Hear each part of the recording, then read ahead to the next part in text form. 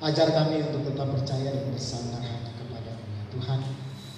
Karena dengan demikian kami akan tetap teguh untuk berdiri dan menjalani setiap anugerah Tuhan dalam hidup kami. Terima kasih Tuhan Yesus untuk kesempatan yang baik bagi semua jemaat Tuhan, bahkan hamba-Mu secara pribadi lewat pelayanan yang Tuhan percayakan bagi kami semua. Kami bersyukur Tuhan, kami tahu bahwa di mana 2-3 orang berkumpul dalam nama Tuhan, di situ Tuhan hadir. Dan dalam keyakinan kami sungguh bahwa Tuhan ada bersama-sama dengan kami hari ini. Bukan hamba tapi Tuhan sendiri yang mampu bicara kepada kami semua dan meteraikan firman itu di dalam hati kami, sehingga firman ini tidak hanya kami dengar tetapi akan kami lakukan dalam kehidupan kami setiap hari. Terima kasih Bapa di surga, tolong memberkati kami semua. Biarlah hati kami, pikiran kami, konsentrasi kami semua tertuju hanya kepada-Mu. Dalam nama Tuhan Yesus Kristus Allah kami yang hidup, kami berdoa dan mengucap syukur dan siap untuk mendengarkan firman. Amin. Puji Tuhan. Silakan duduk kembali. Shalom. Sekali lagi shalom. Puji Tuhan. Yang di luar, yang di dalam diam saja ya. Yang di luar shalom. Ada orang ini. Sekali lagi shalom. Belum, baru yang depan pintu yang sebelah sini kayaknya belum ya. Sekali lagi shalom. Wah. Selamat pagi, sekali lagi shalom. Puji Tuhan, ada sukacita, amin. Boleh senyum? Boleh senyum? Boleh senyum? Saya ingin senyum, boleh. Ini karena pakai masker terus, tahu tahu ini yang kumis tambah lebar, yang jenggot tambah panjang. Jadi kalau saya buka masker, senyumnya bisa terlihat semua ya. Puji Tuhan, terima kasih untuk Ibu Gembala. Kemarin kami pergi ke Wambes bersama dengan Bapak Ketua Klaris dan Sekretaris. Kami ada rapat untuk persiapan peresmian gereja di Wambes. Ibu Gembala telepon saya bilang, kakak besok khotbah di Exodus ya. Saya bilang, aduh Ibu Gembala, puji Tuhan, terima kasih tadi. Besok itu Sabtu adik perempuan punya anak itu penyerahan hari ini. Proses adik perempuan yang di bawah saya. Sama Ibu Gembala, saya besok ini harus hadir. Kalau kita penyerahan anak, apa itu anak saya. Ibu Gembala bilang begini, ini ipar yang bicara jadi buat sudah kalau pakai ipar ini setelah selesai sudah kan sudah bisa berdebat lagi. Ini ipar yang bicara jadi saya bilang malah lagi saya telah tunggu jawaban, saya sudah dapat jawaban. Jadi tadi malam saya telepon untuk tanya surat penyerahan anak. Ibu Gembala bilang saya sudah telah menjawab, tapi Roh Kudus bilang jawab saja. Puji Tuhan.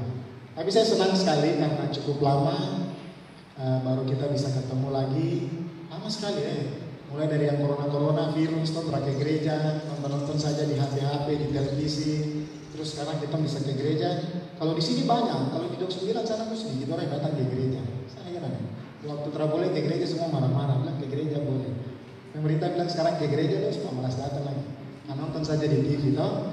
Karena sekarang syuting bagus, sinyal wifi pakai data banyak, jadi nonton saja. Aduh ini masalah.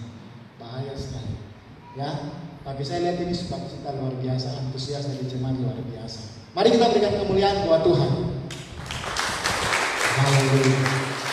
Nah, Bapak Ibu yang kekasih di dalam Tuhan, pada pagi hari ini kita akan belajar. Kalau tema besar kita memang mempercepat kedatangan Sang Raja. Tapi setiap minggu kita ada tema. Dan minggu ini tema kita adalah bertanggung jawab atas harta. Minggu keempat. Firman Tuhan pertama di dalam Matius pasal yang ke-25. Ini lanjutan dari yang minggu lalu. Kali ini ayat 14 sampai dengan ayat yang ke-30. Kalau minggu lalu kita belajar tentang 5 perempuan yang pintar, ada 5 perempuan yang bodoh. Sekarang kita belajar tentang Matius 25 ayat yang ke-14 sampai dengan ayat yang ke-30, perumpamaan tentang talenta. Bapak Ibu, kalau sudah dapat kebenaran firman Tuhan ini, mari kita perhatikan pada Alkitab kita masing-masing. Dan izinkan saya membacakan firman Tuhan ini bagi kita sekalian. Perumpamaan tentang talenta.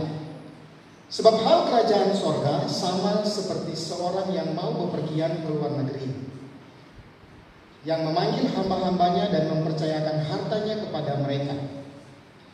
Yang seorang diberikannya 5 talenta, yang seorang lagi 2, dan yang seorang lain lagi 1. Masing-masing menurut kesanggupannya, lalu ia berangkat. Segera pergilah hamba yang menerima 5 talenta itu. Ia menjalankan uang itu lalu beroleh laba 5 talenta. Hamba yang menerima 2 talenta itu pun berbuat demikian juga, dan berlaba 2 talenta. Tetapi hamba yang menerima 1 talenta itu pergi dan menggali lubang di dalam tanah lalu menyembunyikan uang tuannya. Lama sesudah itu pulanglah tuan hamba-hamba itu lalu mengadakan perhitungan dengan mereka. Hamba yang menerima talenta itu datang dan ia membawa 5 talenta. Katanya, Tuan, 5 talenta yang Tuan percayakan kepadaku, lihat, aku telah beroleh laba 5 talenta. Maka kata tuannya itu kepadanya, baik sekali perbuatanmu itu, hai hambaku yang baik dan setia. Engkau telah setia dalam perkara kecil, aku akan memberikan kepadamu tanggung jawab dalam perkara yang besar. Masuklah dan turutlah dalam kebahagiaan tuanmu. Lalu datanglah hamba yang menerima 2 talenta itu, katanya, Tuan, 2 talenta yang Tuan percayakan kepadaku, lihat, aku telah memperoleh laba 2 talenta. Maka kata tuannya itu kepadanya, baik sekali perbuatanmu itu, hai hambaku yang baik dan setia. Engkau telah setia memikul tanggung jawab dalam perkara yang kecil, aku akan memberikan kepadamu tanggung jawab dalam perkara yang besar. Masuklah dan turutlah dalam kebahagiaan tuanmu. Kini datanglah hamba yang menerima 1 talenta itu dan berkata, Tuan, aku tahu bahwa Tuan adalah manusia yang kejam, yang menuai di tempat di mana Tuan tidak menabur dan memungut dari tempat di mana Tuan tidak menanam. Karena itu, aku takut dan pergi menyembunyikan talenta Tuan itu di dalam tanah. Ini terimalah kepunyaan Tuan. Maka jawab tuannya itu, hai kamu hamba yang jahat dan malas. Jadi kamu sudah tahu bahwa aku menuai di tempat di mana aku tidak menabur dan memungut dari tempat di mana aku tidak menanam. Karena itu sudahlah seharusnya uangku itu kau berikan kepada orang yang menjalankan uang, supaya sekembaliku aku menerimanya serta dengan bunganya. Sebab itu ambillah talenta itu daripadanya dan berikan kepada orang yang mempunyai 10 talenta itu. Karena setiap orang yang mempunyai kepadanya akan diberi sehingga ia berkelimpahan. Tetapi siapa yang tidak mempunyai apapun juga akan diambil daripadanya. Dan campakkanlah hamba yang tidak berguna itu ke dalam kegelapan yang paling gelap. Di sanalah akan terdapat ratap dan kertak gigi. Puji Tuhan, sedemikian jauh pembacaan firman Tuhan kita pada pagi hari ini. Bapak Ibu yang kekasih di dalam Tuhan, bertanggung jawab atas harta. Kita semua tahu apa itu harta. Ya. Dalam pembacaan firman Tuhan ini, Tuhan Yesus memberikan perumpamaan tentang talenta. Nah, dalam melayani pekerjaan Tuhan, Tuhan tidak hanya sekedar mengutus orang-orang yang dipercayanya, tetapi Tuhan juga membekali mereka dengan talenta yang Tuhan berikan. Seperti di dalam Efesus pasal 4 ayat 12, firman Tuhan bilang, untuk memperlengkapi orang-orang kudus bagi pekerjaan, pelayanan, bagi pembangunan tubuh Kristus. Jadi tidak ada alasan bagi kita semua untuk tidak berkata tidak terhadap panggilan Tuhan yang Tuhan percayakan bagi kita sekalian. Nah, Bapak Ibu yang kekasih di dalam Tuhan, talenta ini berbicara tentang banyak hal.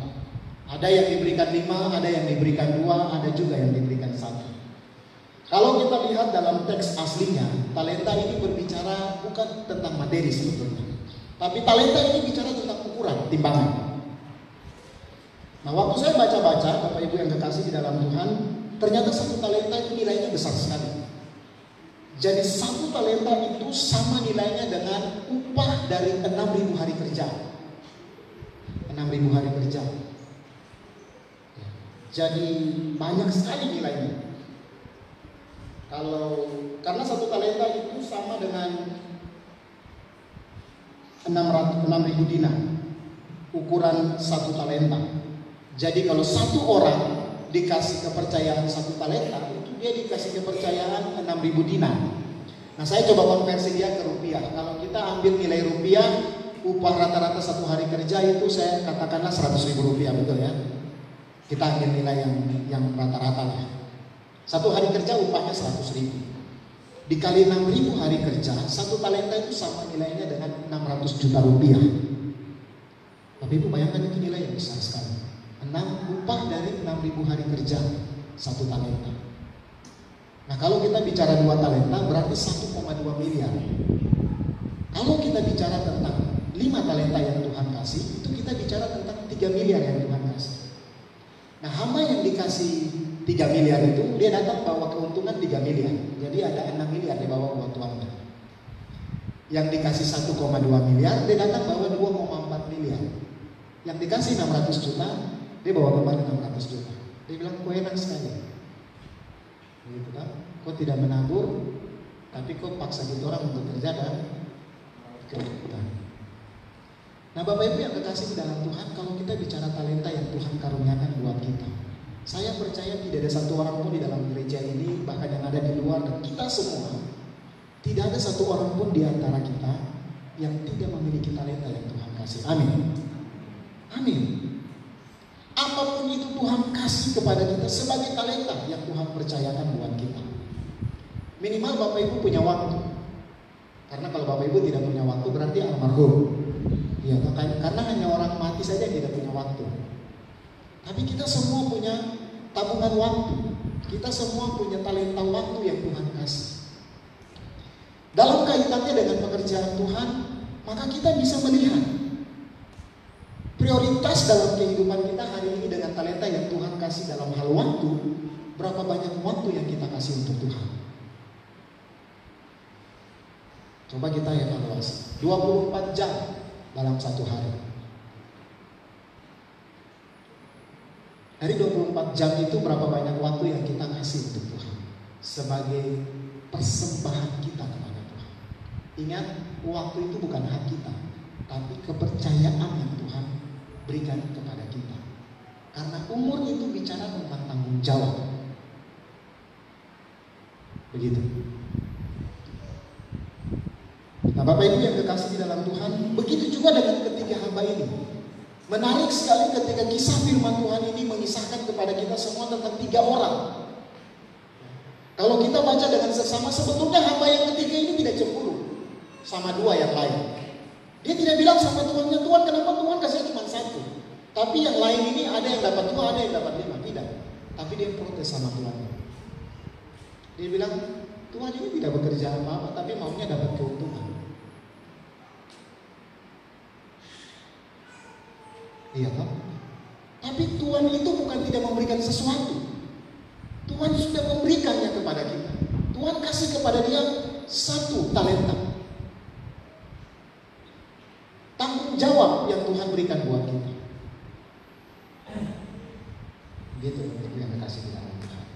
Itu sebabnya Bapak Ibu yang kekasih di dalam Tuhan, Tuhan menghendaki kepada kita semua supaya dalam kehidupan kita harus mengembangkan talenta yang Tuhan berikan kepada kita. Jangan sampai kita menyia-nyiakan apa yang Tuhan percayakan kepada kita sebagai harta yang paling berharga. Dan justru kita menyembunyikan apa yang Tuhan berikan buat kita. Bapak Ibu, siapa di antara kita yang tidak punya talenta untuk melayani Tuhan? Tidak ada. Semua kita punya talenta untuk melayani Tuhan.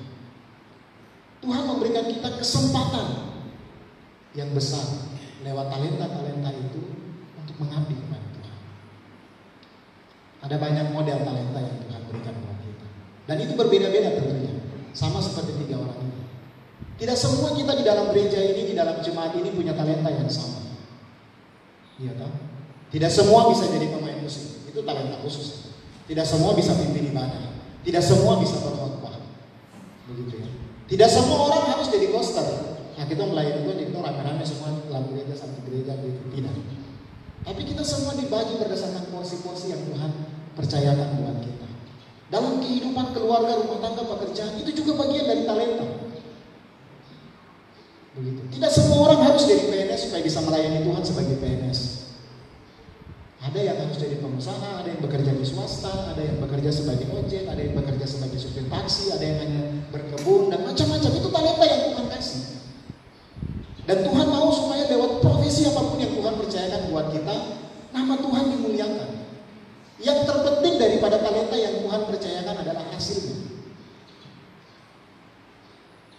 Itu sebabnya Tuhan bilang sama hamba yang ketiga itu, kok jahat sekali. Ini katanya jahat. Karena Tuhan bukan tidak memberikan apa-apa buat kita. Nah, apa yang dapat kita pelajari dari teks firman Tuhan?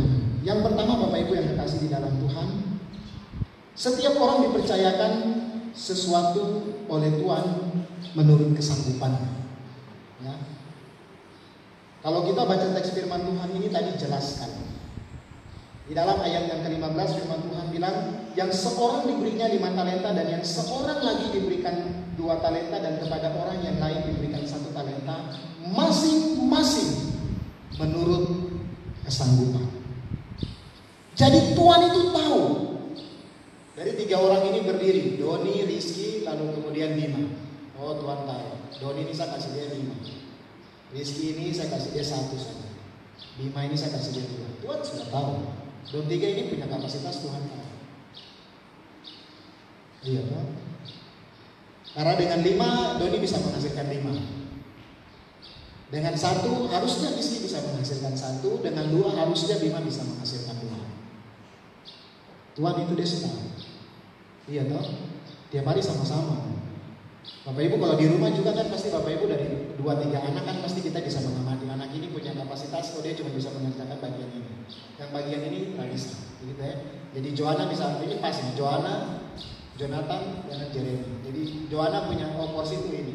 Joanna ini bisa 5. Jonathan ini bisa 2. Jeremy ini 1 saja. Kalau Jeremy yang 5 nanti 4 kacau, 1 saja jadi. Jadi biasa kasih dia 1, kalau Bapak Joko bilang kasih 1 saja. Nanti yang 4 itu, yang 5 itu biar Johanna saja. Pasti tahu, tidak mungkin. Kita punya anak, kita tahu.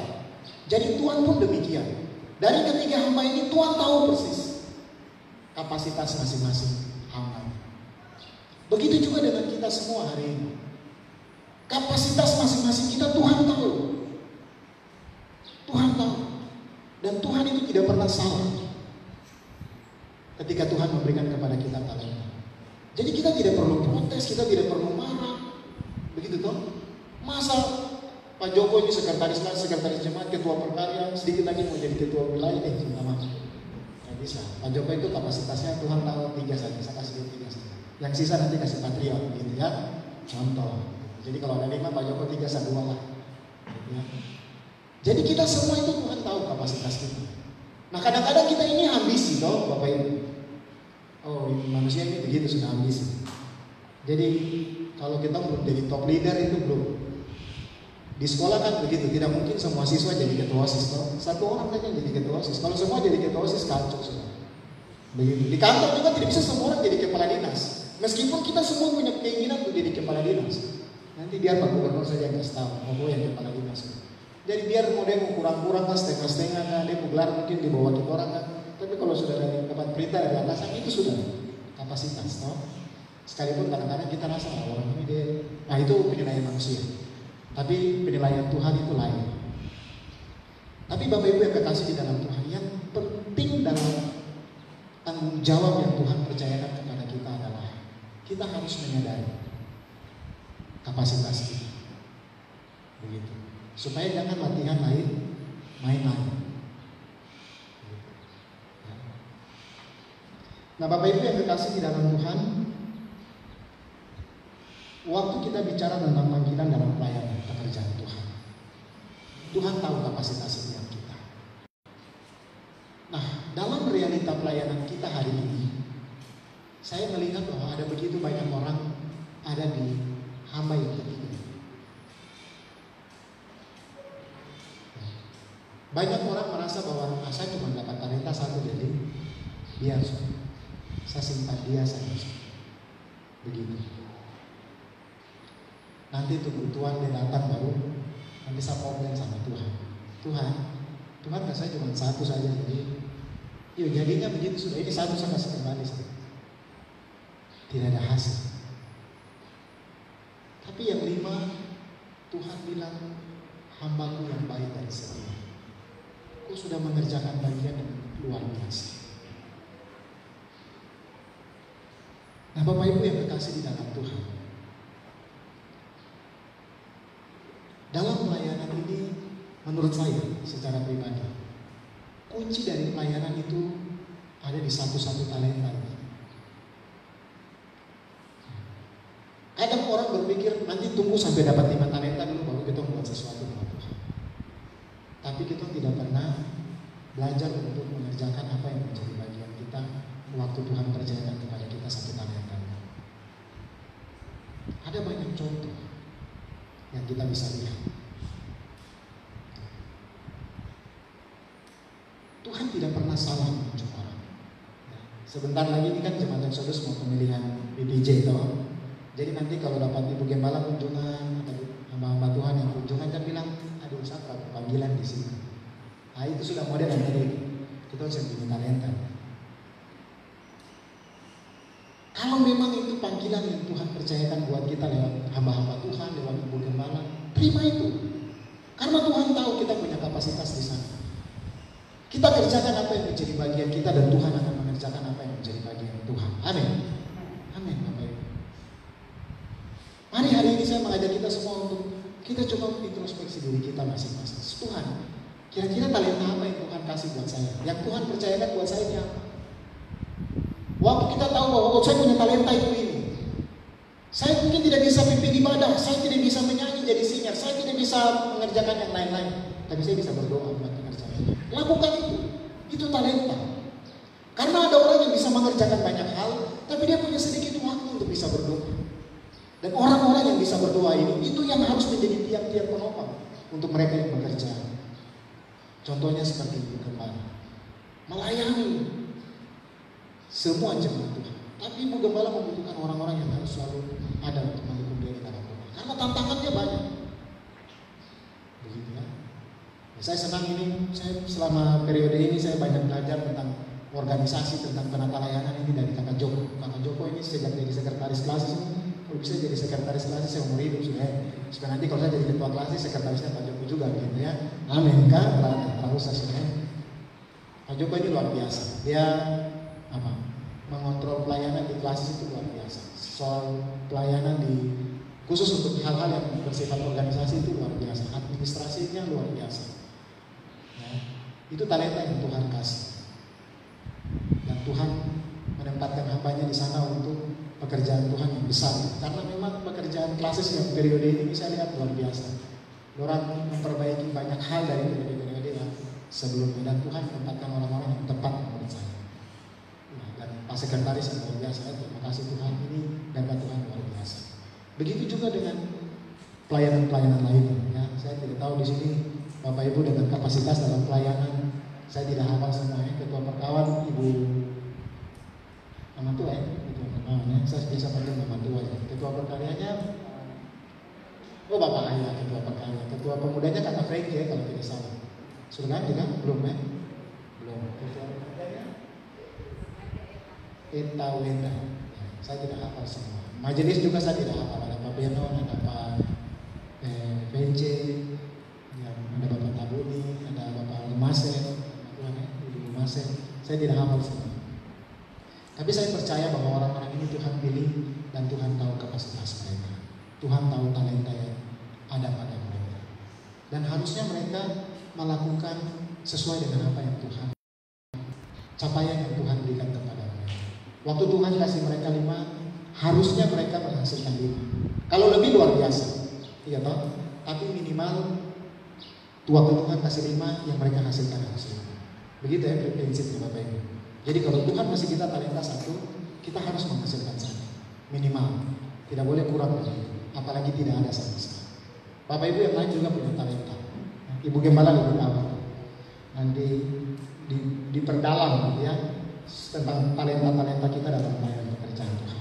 Itu yang pertama Bapak Ibu yang kekasih. Waktu kita bicara tentang tanggung jawab atas harta yang Tuhan percayakan bagi kita, kita harus benar-benar menyadari bahwa waktu Tuhan memberikan kita talenta, Tuhan tahu kapasitas kita. Tuhan memberikan kepercayaan itu sesuai dengan kemampuan kita masing-masing. Yang kedua Bapak Ibu yang kekasih di dalam Tuhan, apa yang kita pelajari dari perumpamaan tentang talenta ini? bahwa setiap orang yang setia dalam perkara kecil akan dipercayakan perkara besar. Barang siapa yang setia dalam perkara kecil, Tuhan akan mempercayakan kepadanya perkara yang besar. Ini kata firman Tuhan, bukan kata saya. Nah, Bapak Ibu yang dikasihi di dalam Tuhan, ini juga seringkali menjadi masalah.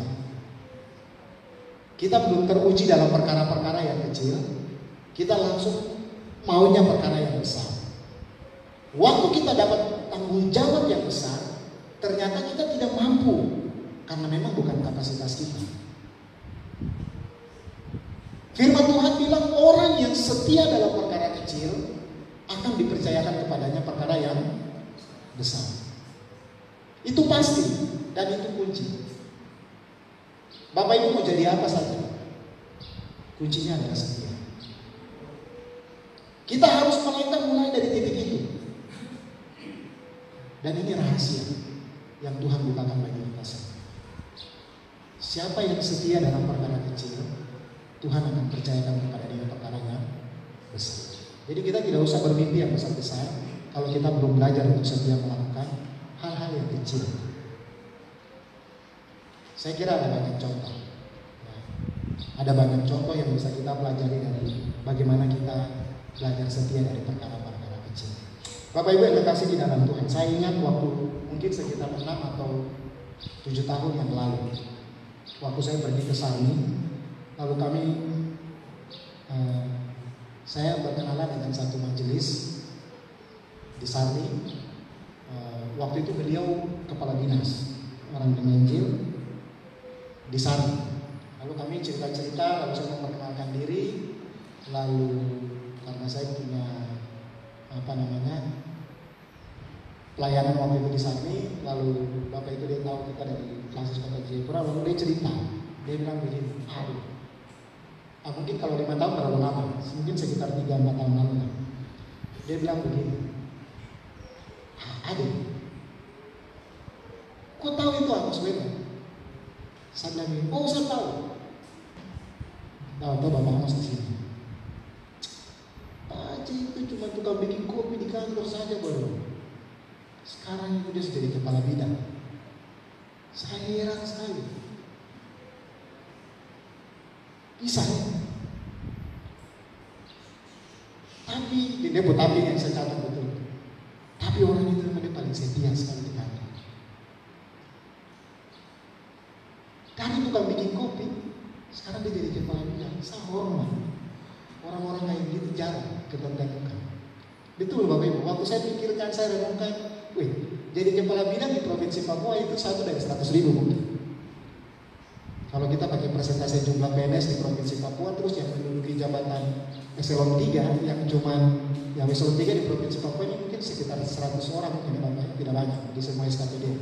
Apalagi sekarang sudah dikasih kurang-kurang ini, sudah ada banyak penyatuan SKPD. Saya bilang begini, oh iya Bapak, dia dulu kerja di kantor itu dari honorer itu. Honorer sampai sekarang jadi kepala bidang, itu luar biasa itu langka itu, kita punya aset kayak itu. Saya heran sekali, dia bilang, dia berbahasa, saya heran sekali, kok bisa ya? Tapi itulah buah dari kesetiaan. Nah ini Bapak Amos ada ya. Kalau ada bisa cerita, Bapak Amos pasti tahu, namanya Bapak Sefa. Dia terakhir itu kepala dinas perikanan di Kabupaten Sarni, kita Kabupaten Cemara. Dia bilang itu dia juga bikin kopi di kantor. Dia sekarang jadi kepala bidang, itu langka, itu aset. Gitu, ya. Setia dalam perkara kecil. Apakah Bapak Amos pernah bercita-cita jadi kepala bidang? Mungkin juga ada, tapi itu seperti mimpi di siang bolong, toh? Yang rasanya tidak mungkin dan mustahil. Tapi apa yang mustahil bagi manusia, itu mungkin bagi Allah. Kuncinya adalah kita setia. Coba kalau Bapak Amos telah setia, toh? Kerja di kantor ini, terpuas, pindah ke kantor lain, lagi habis itu pindah lagi, profesi ini pindah. Akhirnya, kapan mau diangkat? Tapi karena dia setia dari honorer, dari yang tadi Bapak dia bilang tukang bikin kopi di kantor, sekarang jadi kepala bidang. Iya toh? Sedikit aja jadi kepala dinas. Sekarang dari kepala bidang naik kepala dinas, habis kepala dinas naik jadi sekda. Eselon 3, eselon 2, eselon 1. Iya toh? Sekarang ini Tuhan kasih pekerjaan sebagai kepala kita. Mungkin Bapak Ibu di gereja ini juga ada banyak contoh dan cerita yang sama. Ya. Nah, saya banyak cerita-cerita dengan Bapak Mantu, pengalaman hidup yang luar biasa. Dari yang tidak ada apa-apa, gitu ya. Hidup dari memberi makan babi saja, tapi luar biasa. Melayani pejabat, tapi menikmati berkat pejabat. Ya. Bapak Rumase. Nah, Bapak Ibu yang dikasih di dalam Tuhan, ada banyak cerita dan kisah dalam pengalaman hidup kita. Tapi yang saya lihat dari sana hanya satu saja. Setia. Setia. Tuhan melihat kesetiaan kita. Waktu kita setia dalam perkara yang kecil, Tuhan pasti akan mempercayakan kepada kita perkara yang besar. Itu sudah pasti. Saya kira Ibu Gembala selalu punya cerita yang luar biasa tentang anak-anak remaja yang kecil-kecil dulu yang diajar orang begitu setia di pekerjaan Tuhan. Sekarang berapa jadi pilot 3 kan? 3 jadi pilot ya. Terus yang lain-lain lagi Tuhan suakan dengan jabatan-jabatan yang lain yang macam-macam. Itu buah dari kesetiaan. Kadang-kadang ini Bapak Ibu, kadang-kadang kita merasa Tuhan saya setia melayani Tuhan. Kenapa saya belum menikmati berkat? Bapak Ibu, karena waktu kita mengeluh itu kita sudah tidak setia kepada Tuhan. Jadi kesetiaan itu tidak ada yang namanya mengeluh. Setia ya setia. Setia itu tidak rasa macam saya kerja banyak baru dia kerja sedikit. Itu setelah setia namanya. Setia saja. Begitu. Kita tidak usah malu karena kita pekerjaan di gereja ini cuma poster. Terus yang lain orang itu datang cuma tahu langsung naik main musik pun. Setiap hari minggu doang yang kelihatan. Baru kita yang sapu gereja, lap gereja ini, kita yang lap kursi ini. Kita tidak kelihatan. Setia saja. Tuhan pasti akan percayakan kepada kita perkara yang besar. Kita kan tidak tahu apa yang akan terjadi 5 tahun, 10 tahun yang akan datang. Nanti sampai kita sudah di titik ini baru kita merasa Tuhan terima kasih. Dulu itu saya di pastor gereja. Dengar tuh Pak Dore tulis saksian di bawah. Tukang lap kaca gereja. Di Manado, waktu beasiswa putus.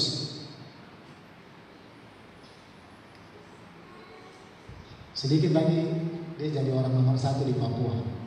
Karena dia punya eselon lebih tinggi daripada Gubernur. Eselon 1B. Iya Pak Joko bagi di sana. Salah-salah tebak. Ada banyak contoh Bapak Ibu. Ada banyak contoh yang bisa kita lihat. Dan saya selalu begini Bapak Ibu. Dalam pengalaman hidup yang saya sudah saksikan sampai di yang ada hari ini, orang-orang yang melayani dengan setia di dalam rumah Tuhan, tidak pernah Tuhan kecewakan mereka. Ada banyak cerita. Saya kasih contoh kami di gereja Yenggar Sarita. Semua mantan ketua pemuda itu tidak ada satupun yang hari ini menanggung. Tidak ada. Dari ketua pemuda pertama sampai ketua pemuda kelima tahun ini. Yang terakhir masih mahasiswa, tapi mahasiswa pasca sarjana sekarang. Sebelum dia sekarang sudah kerja di Bank Indonesia. Dari sekitar 6.000 orang yang tes dari perbankan, 10 orang diterima di Bank Indonesia, salah satunya kita punya ketua pemuda. Sebelum dia Pak Abed kemudian sekarang bendahara klasis sekarang, mantan ketua pemuda. Ini saya kasih contoh yang saya lihat. Dia sekarang ada di Jasa Raharja di Manado. Dia sudah diangkat jadi kepala bagian di Manado. Kalau Tuhan izinkan setelah kepala bagian sana mungkin dia kembali ke sini, dia pindah promosi lagi ke jabatan yang lebih tinggi. Setelah Abednego itu ada satu namanya Francina Kaima. Dia tes PNS, dia lolos di Kementerian Hukum dan HAM, ditempatkan di Bali selama kurang lebih 4 tahun. Sekarang dia sudah dikasih ke Jayapura. Masih bujang, masih muda, Tuhan sudah kasih dia pekerjaan. Sebelum dia itu sebelum Abednego itu namanya Ike Samim, Ibu Gembala tahu. Terakhir sebelum pindah dari Kementerian Hukum dan HAM di Provinsi Papua, dia adalah bendahara di Kantor Hukum dan HAM Provinsi Papua. Sekarang sudah ikut suami ketua klasis di Ambon. Sekarang dia ada di Ambon, sudah pindah ke Hukum dan HAM di Ambon. Sebelumnya lagi itu Pak Deddy Sujaro, sekarang kita sekretaris jemaat. Dia sekarang kepala bagian aset di Kementerian Keuangan di Provinsi Papua. 5 tahun terakhir ada di Manokwari, sekarang sudah dipindahkan ke Jayapura. Sekarang dia kepala bagian di sana, bagian aset di Kementerian Keuangan. Sebelumnya lagi ketua pemuda pertama itu Pak Martin Yen. Nah itu paling pertama dari pos PI. Sekarang dia ada di Mambramo, dia sebagai pendamping respect di sana. Nah ini saya kasih contoh, anak-anak muda yang setia di gereja. Kalau di sini kan saya tidak terlalu hafal ya semua.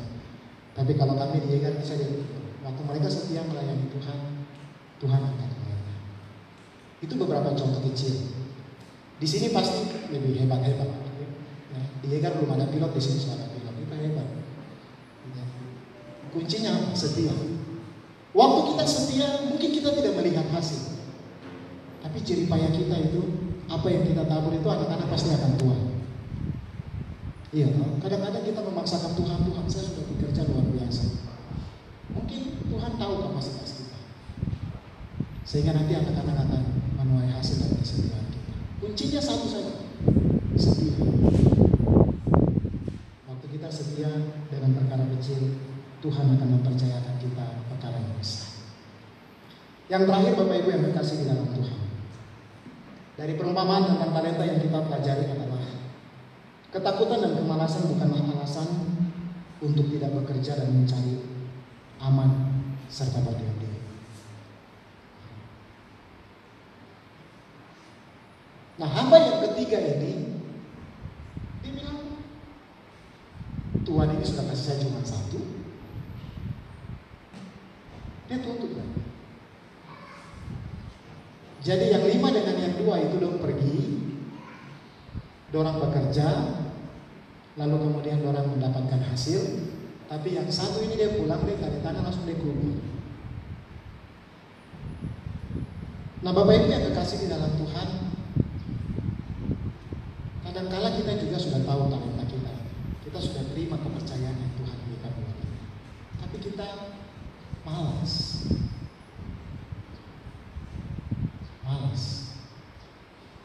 Lalu kita malas tahu untuk melakukan tanggung jawab kita. Ingat bahwa talenta yang Tuhan berikan kepada kita itu adalah harta yang Tuhan percayakan. Hidup yang Tuhan karuniai buat kita adalah kepercayaan yang Tuhan berikan buat kita.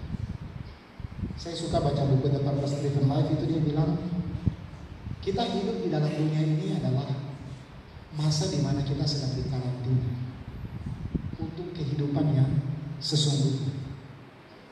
Jadi hidup di dalam dunia adalah masa karantina kita. Bukan kita kena corona terus kita karantina tidak boleh ketemu orang. Tidak. Karantina yang dimaksudkan adalah ujian terhadap kesiapan kita untuk hidup bersama-sama dengan Allah. Bapak Ibu bisa bayangkan orang yang tidak pernah ke gereja, tidak tahu bagaimana memuji Tuhan, tidak mengenal siapa itu Allah, terus dengan PD-nya, dengan penuh percaya dirinya, yakin nanti mati masuk surga. Nah pertanyaannya, nanti di surga kau mau bikin apa? Masa sampai di surga kau perkenalkan diri nanti? Ya tidak lah. Begitu toh? Orang yang akan disambut di surga adalah orang yang mengerjakan dengan setia apa yang Tuhan percayakan kepadanya. Hamba yang baik dan setia. Tuhan memperhatikan setiap kehidupan kita. Makanya pemazmur bilang, ajarlah kami menghitung hari-hari kami, supaya kami beroleh hati yang bijaksana. Bapak Ibu pernah hitung hari-hari hidup? Setiap hari kita pernah hitung. Tuhan, hari ini saya sudah bikin apa ya? Dari yang Tuhan suruh itu, yang saya sudah bikin 3. Yang saya belum bikin itu 5. Atau jangan kita hitung ini, yang Tuhan punya tidak ada sama sekali, tapi yang dunia punya semua ada dalam sini. Kantor punya, usaha punya, pekerjaan punya, keluarga punya, semua catatan yang kita buat hari ini itu semuanya duniawi semua. Tidak ada satupun yang rohani. Terus nanti cita-cita itu masuk surga. Wah, nggak bisa itu. Itu sebabnya Bapak Ibu yang kekasih di dalam Tuhan, jangan pernah kita takut untuk melakukan sesuatu, apalagi kita malas untuk melakukan sesuatu. Saya kadang-kadang bergumul. kalau saya pergi ke gereja ini kan, kalau anak-anak pemuda dong kumpul-kumpul dong, aduh kakak ini dulu boleh.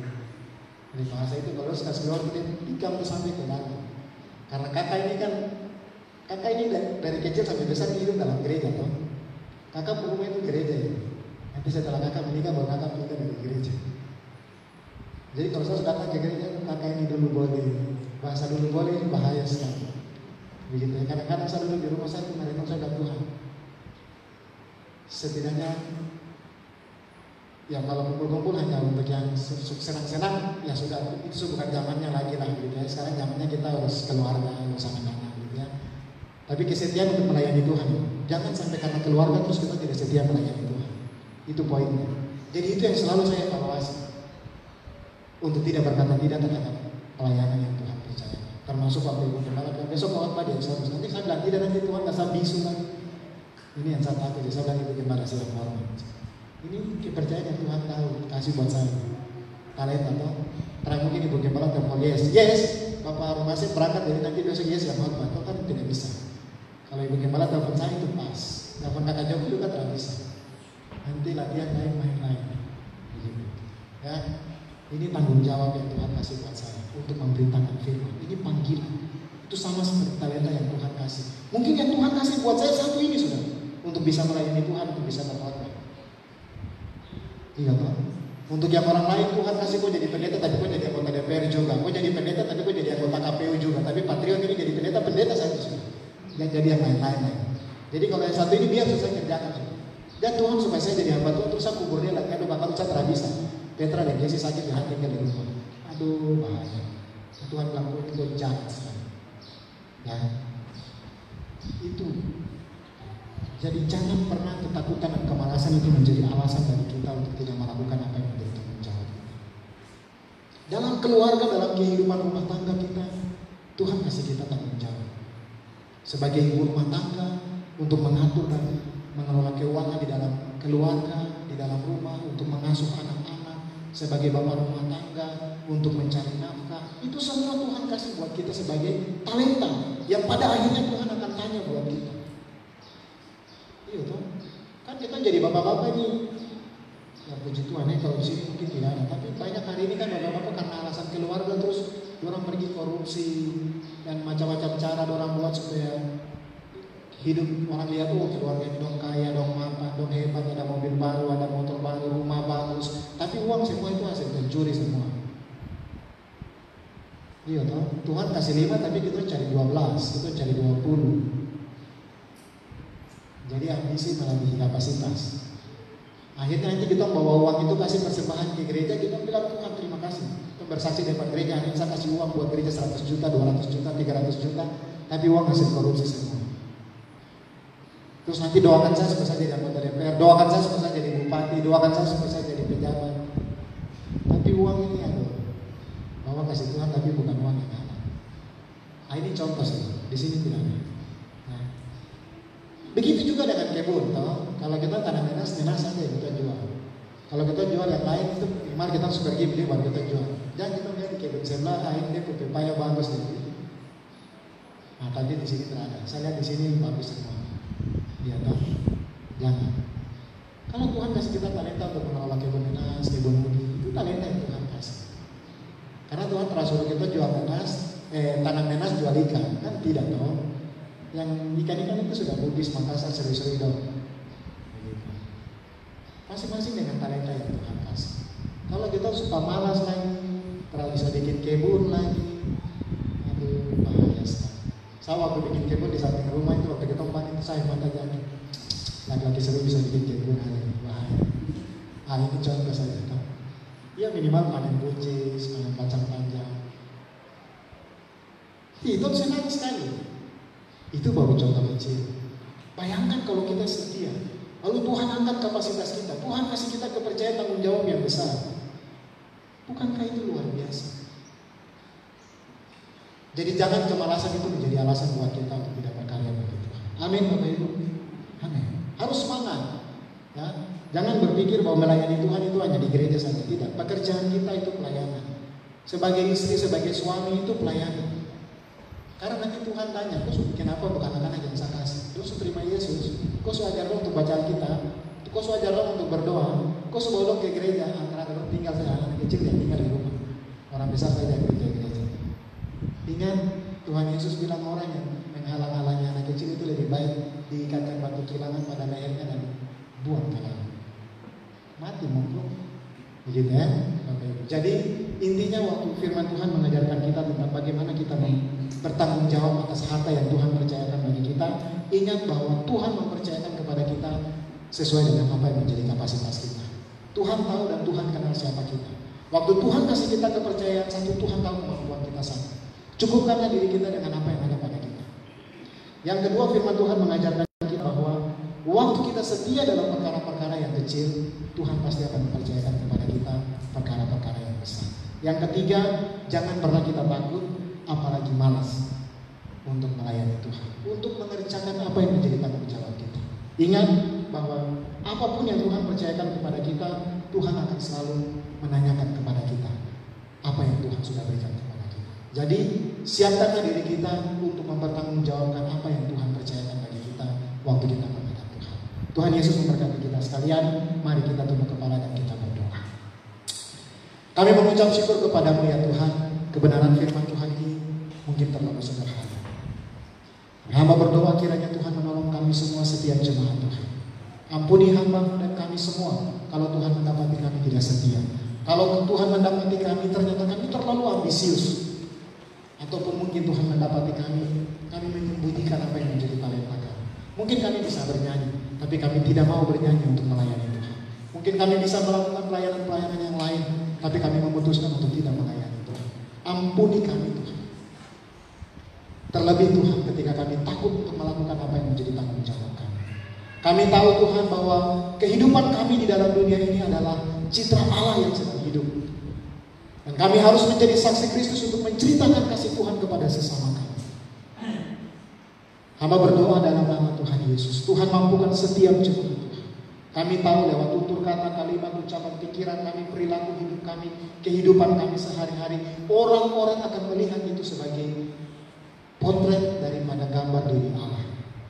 Dan kalau selama ini kami salah mengelola hidup kami, mengelola keluarga kami, mengelola finansial kami, mengelola apa saja yang Tuhan percayakan buat kami, ampuni kami Tuhan. Kami mengucap syukur Tuhan karena firman Tuhan ini datang kepada kami. Selagi kami masih kuat, selagi kami masih bisa melakukan sesuatu dan untuk memperbaiki diri kami masing-masing. Kiranya Tuhan menolong kami semua. Tuhan lihat hati kami, Tuhan selidiki hati kami. Bapak Ibu yang berkasih di dalam Tuhan, saya jemput kita semua berdiri bersama-sama. Mari dengan penuh sikap penyembahan di hadapan Tuhan, kita angkat pujian selidiki hati, lihat hati. Apakah kita sungguh-sungguh mengasihi Tuhan?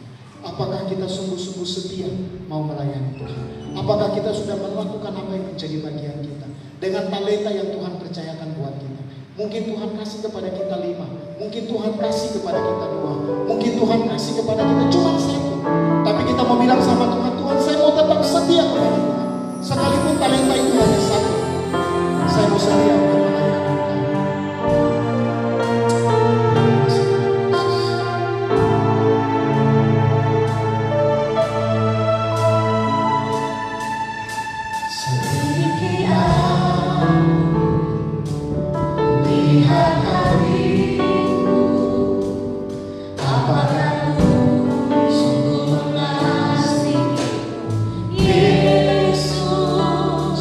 Kau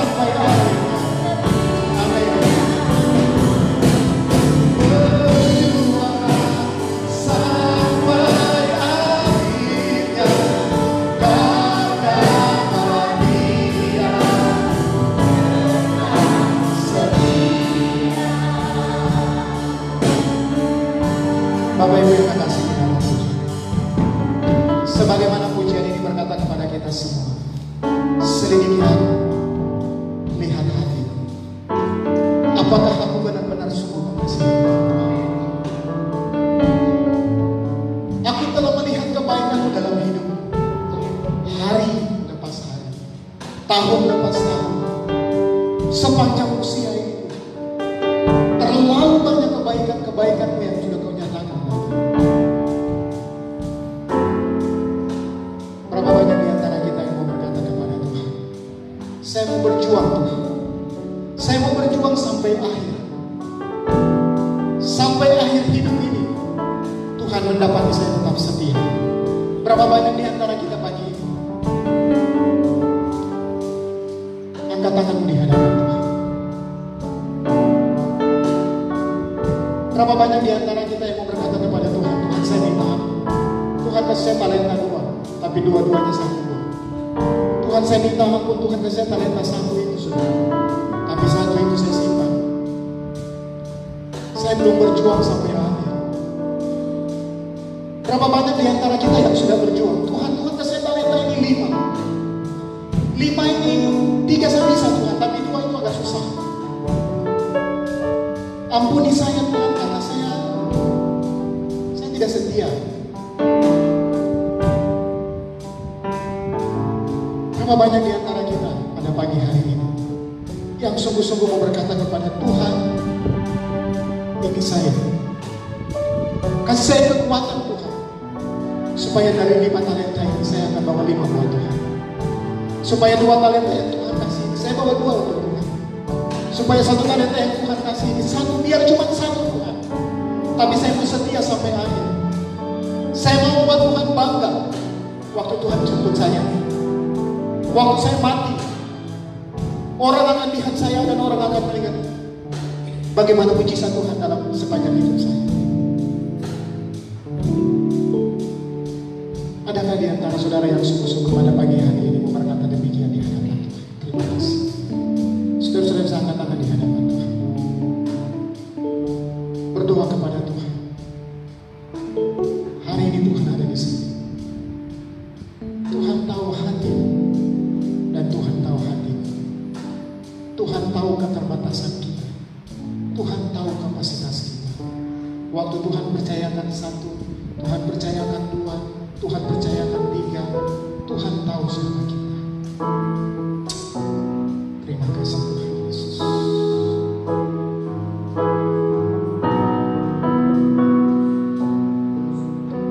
Terima kasih Tuhan. Saya minta dengan kasih Ibu Gembala akan berdoa untuk setiap jemaat. Mendoakan setiap jemaat Tuhan yang hari ini sedang sungguh-sungguh di hadapan Tuhan, mau Tuhan, saya mau setia ya Tuhan. Terima kasih. Mari kita berdoa. Bapa di surga, di dalam nama Tuhan Yesus, terima kasih untuk setiap kami, semua yang ada hari ini di dalam rumah Tuhan. Setiap kami Tuhan sudah kasih kami 1 talenta. Ada yang Tuhan tambah bonus menjadi 3, ada yang dapat 5. Dan satu waktu Tuhan akan minta pertanggungjawaban. Berapa buah kelipatan dari yang Tuhan sudah kasih buat kami. Hamba berdoa di dalam nama Tuhan Yesus, biarlah setiap kami akan didapati. Akan ada perkataan Yesus yang berkata, hai hambaku yang baik, hambaku yang setia, hambaku yang rajin. Terima kasih, nikmatilah kemuliaan. Kalau ada di antara kami yang belum buat apa-apa dengan talenta, kekuatan, kemampuan, kebaikan kami, apa yang kami bisa buat, tapi kami tidak buat apa-apa, ampuni kami Tuhan. Pulangkan kami dengan semangat hari ini. Saya akan buat sesuatu untuk mama, untuk bapak, untuk orang tua, untuk adik, untuk kakak. Saya akan buat sesuatu untuk gereja. Saya akan buat sesuatu untuk keluarga, tetangga. Saya akan buat sesuatu untuk banyak orang lain. Karena semua yang kami buat berkenan di hati Tuhan, akan ada upah yang kami dapat. Terima kasih Tuhan. Kalau ada di antara kami yang Tuhan Yesus Engkau dapati kami malas untuk berbuat sesuatu, ampuni kami Tuhan. Ubah kami Tuhan. Kami pulang dengan tidak ada sifat malas. Kami akan pulang dengan rajin. Kami akan pulang dengan kekuatan dari Tuhan. Kami akan buat banyak hal buat Tuhan. Terima kasih Tuhan Yesus. Satu waktu, talenta, kesanggupan, kemampuan, karunia kami akan kembalikan kepada Tuhan. Dan biarlah tidak ada satupun di jemaat Exodus yang akan dikatakan, hai hambaku yang jahat dan malas. Kami buang jauh perkataan itu. Kami rindu hanya akan ada perkataan Yesus yang berkata, hai hambaku yang baik, engkau sudah setia, engkau sudah rajin, terimalah kemuliaan Bapa. Ini kerinduan hati kami Tuhan, dalam nama Yesus. Tuhan berkati Bapak Vikaris Patriot Kayoi. Tuhan pakai hambamu dalam pelayanan, buka rahasia firman Allah bagi dia lebih lagi. Dan Tuhan berkati bersama dengan istri, kedua anak yang Tuhan anugerahkan. Tuhan terus punya rencana yang baik untuk masa depan dalam pelayanan. Silakan Tuhan buat menurut kehendak Tuhan bagi kemuliaan Tuhan. Dalam nama Tuhan Yesus kami bersyukur untuk berkat firman Tuhan. Haleluya. Mari semua katakan amin. Puji Tuhan, Bapak Ibu saya persilakan kembali.